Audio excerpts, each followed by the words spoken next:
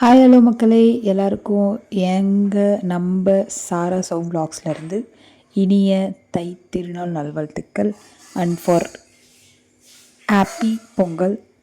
So நாங்கள் இந்த வருஷம் பொங்கலை டெரஸில் தான் செலிப்ரேட் பண்ணோம். நான், ரெஜி, மம்மி அண்ட் சோட்டி எல்லாருமே நல்லா சிம்பிளாக செலிப்ரேட் பண்ணி முடித்தோம். ஸோ இது எங்களோட mini vlog. Just please watch, like, share and subscribe.